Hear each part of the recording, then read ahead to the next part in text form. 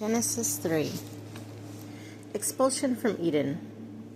Now the snake was the most cunning of all the wild animals that the Lord God had made. He asked the woman, "Did God really say, 'You shall not eat from the tree of the garden'?" The woman answered the snake, "We may eat of the fruit of the trees in the garden.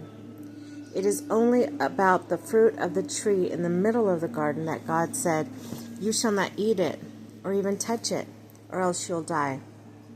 But the snake said to the woman, "You certainly will not die. God knows well that when you eat of it, your eyes will be opened, and you will be like gods, who know good and evil." The woman saw the tree was good for food and pleasing to the eyes, and the tree was desirable for gaining wisdom. So she took some of the fruits and ate it.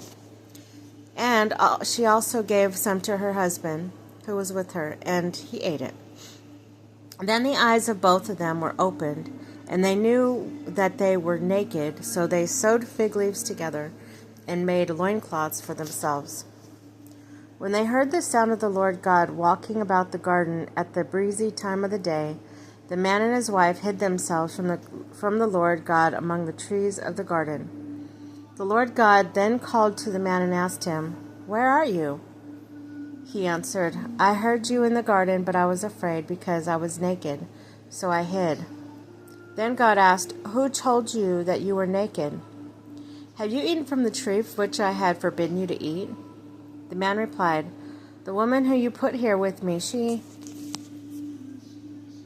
gave me the fruit and from the tree, and I ate, so I ate it." The Lord God then asked the woman, "What is this you have done?" The woman answered, "The snake tricked me, so I ate it." Then the Lord God said to the snake, "Because you have done this, cursed are you among all the animals, tame or wild. On your belly you shall crawl, and dust you shall eat all the days of your life. I will put an enmity between you and the woman, and between your offspring and hers. They will strike your head while you strike their heel."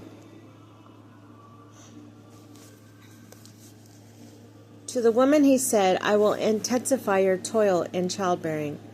In pain you shall bring forth children. Your urge shall be for your husband, and he shall rule over you." To the woman he said, "Because you listened to your wife," or to the man he said, "Because you listened to your wife and ate from the tree about which I commanded you, you shall not eat from it.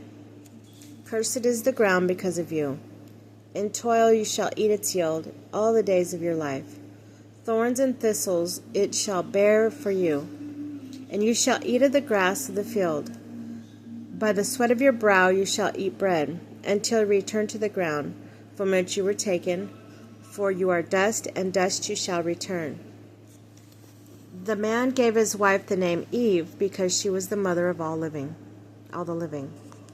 The Lord God made for the man his wife garments of skin, with which he clothed them. Then the Lord God said, "See, the man has become like one of us, knowing good and evil.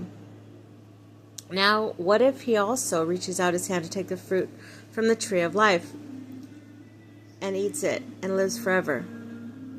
The Lord God therefore banished him from the Garden of Eden to till the ground from which he had been taken. He expelled the man, stationing the cherubim and the fiery revolving sword east of the Garden of Eden to guard the way to the tree of life.